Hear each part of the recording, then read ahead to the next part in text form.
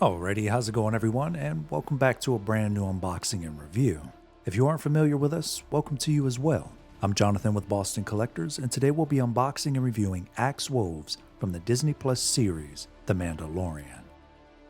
Wrapped around the front lid of the shoebox style packaging, we have the cigar band featuring Woves and his release information. On the right side of the band, we have a photo of Axe, and on the left side, we have our standard product info. As for the back, we have the warnings, store locations, legal information, and more. Before diving in, Woves is front and center, resting just above the embossed Star Wars logo. Upon opening the box, we're met with an art insert featuring Axe wielding the West Star 35. As always, if you're enjoying what you see so far, don't forget to like and subscribe for future content. This one's quick, so let's dive in. Right out of the box, Woves is pre-equipped with a pair of neutral relaxed hands. Even though the figure didn't come with many accessories, these are great to have for simple poses. Next we have a pair of fists. Similar to the relaxed hands, I feel as though these should be standard with any release. Again, while there aren't any accessories included for these gestures, I like posing my figures with them in my display. You know I had to do it to them.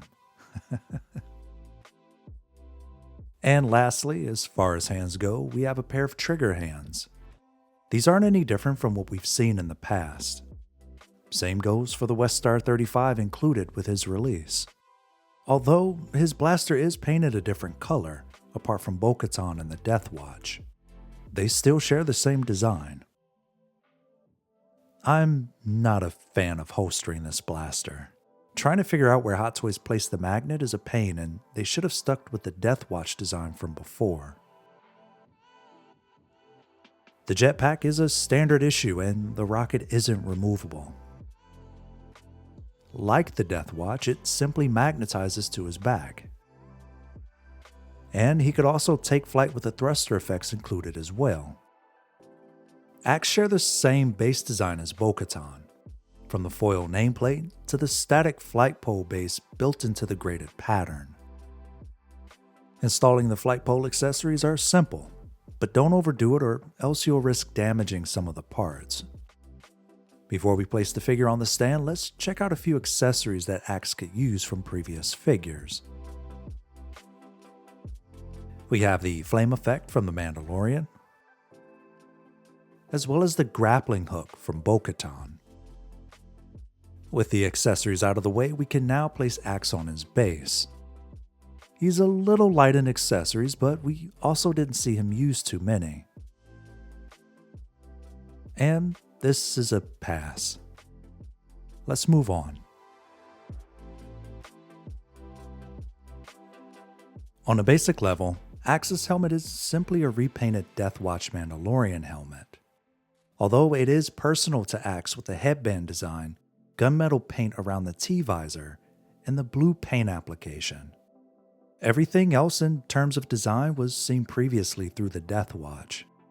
This isn't on Hot Toys though, because this was seen in Season 2 of The Mandalorian, so they aren't really to blame here. As usual, the rangefinder can articulate. There's enough detail to get the idea across. If you can see beyond the repaint and it doesn't bother you, his helmet is pretty cool. The gunmetal around his T-visor mixed with the weathering is the perfect combination. I have to admit though, I'm not really liking the fact this release came without a portrait. Considering roughly 80% of the elements were reused, it would have been a much better way to distinguish him from the other Death Watch troopers in our collection. As far as comparisons, there are quite a few, beginning with the shoulder guards. A lot of what's seen here is painted a different shade of blue with additional weathering effects. We'll keep the clips rolling while I share a few thoughts. Like I mentioned earlier, I don't fault Hot Toys for reusing parts, but I do wish he came with a few more items to differentiate himself from the Death Watch. That isn't on them though. There are a few details, however, that can. In the midsection, he's got a protective layer of pleather. Unlike the Death Watch, on his belt he was given molded pouches to simulate pleather. As for the boots, we have pleather boot spats, which allow for a wider range of articulation in the ankles. I also like the way his boots turned out. The texture's nice. Apart from the comparisons, Axe's body is pretty decent in terms of articulation, from the double jointed elbows and the butterfly shoulders to the cut at the bicep. Not to mention the double jointed knees and a cut at the thigh. For an all new character, he's great to pose. He is slightly shorter than the Death Watch though. Honestly, I prefer the height with Axe because I feel he looks a bit more proportioned. Other than that, let me know what you all think down below after seeing these two side by side.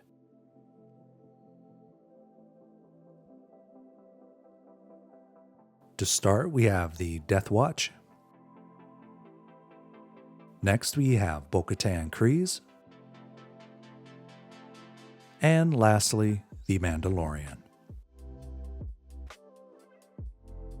Getting straight to it, I can't recommend picking this figure up.